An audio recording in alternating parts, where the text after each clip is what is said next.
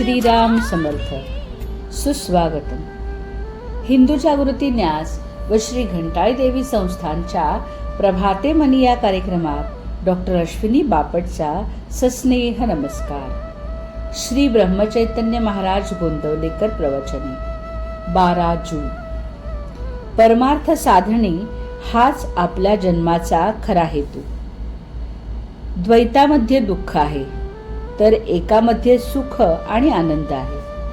आपण एकामध्ये राहिलो तर आनंद मिळेल. हे जगत पुष्कळ भासले तरी ते एकच आहे. प्रपंचाच्या 10 दिशा आहेत पण परमार्थाची मात्र एकच दिशा आहे. तिच्याकडे आपण लक्ष लावावे. काही न करणे अर्थात मनाने हा खरा परमार्थ होय. परमार्थामध्ये उपाधी मुळीच नाही. नाही म्हणजे किती नाही तर मी सुद्धा तिथे नाही. प्रपंच हा द्वैत आहे. त्याचे अवडंबर मोठे असणारच.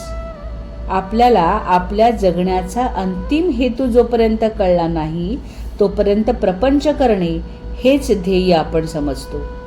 वास्तविक मनुष्य प्राणी हा देह आणि मन या दोन्हीचा मेळ नाही.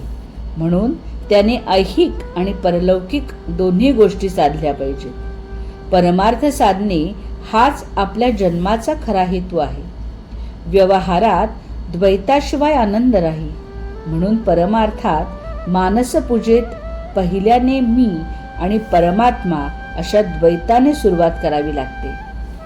जोपर्यंत परमार्थ आपल्या हाडीमासी खेळला नाही तोपर्यंत आपल्याला वचनांची गरज आहे.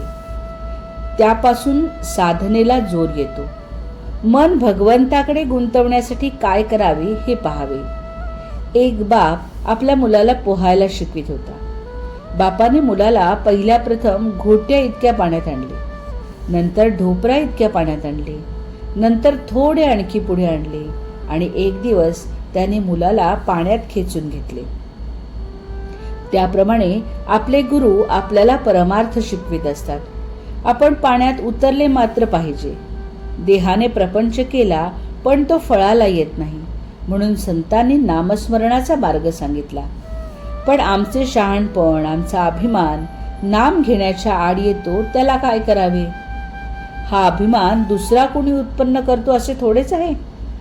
आपल्या ध्यानातही येत नाही इतके सूक्ष्म असे वासनेचे बीज आपल्यात कुठेतरी दडलेले असते. त्यामुळे लौकिकाची अभिलाषा सुटत नाही. त्याकरता संतांनी एक मार्ग सुचविला आहे आणि तो म्हणजे नामस्मरणात राहून विषयाची उर्मी उठू न देणे. प्रपंचातील विघ्ने ही सूचना वजा असतात. ती आपल्याला जागे करतात. जन्माला आलो तो भगवंताला ओळखण्याकरता हे विसरू नये म्हणून विघ्नांची योजना असते. विघ्ने ही आपण भगवंताच्या जवळ जाण्याकरताच येत असतात. तेव्हा त्यांना न घाबरता भगवंताच्या नामातच स्वतःला विसरून जावे. हाच परमार्थाचा सोपा मार्ग आहे. बुधवचन.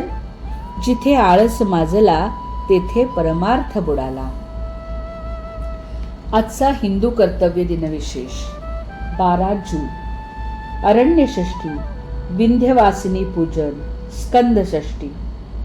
ज्येष्ठ शुक्ल षष्ठी, स्कंदषष्ठी असेही म्हणतात. महिला हातात पंखा व बाण घेऊन जंगलात फिरतात. विंध्यवासिनी व षष्ठी देवी कार्तिकेय, षण्मुख यांची पूजा करतात. मुलांना कमलनाल, मखाणे, कंदमुळे व फळे खायला देतात. ऋग्वेदातील अरण्य सूक्त या दिवशी आवर्जून म्हणावे, ऐकावे. काही ठिकाणी षष्ठी देवी बरोबर मांजरीची देखील पूजा करतात.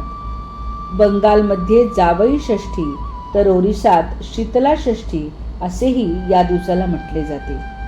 ओरिसात या दिवशी शिवपार्वती विवाह सोहळा केला जातो.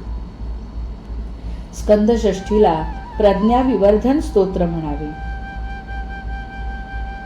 मंडळी, रामरायाचे आणि श्री घंटाळी देवीचे आशीर्वाद आपल्या कुटुंबावर अक्षय राहो. जानकी जीवन स्मरण. जय जय श्रीराम.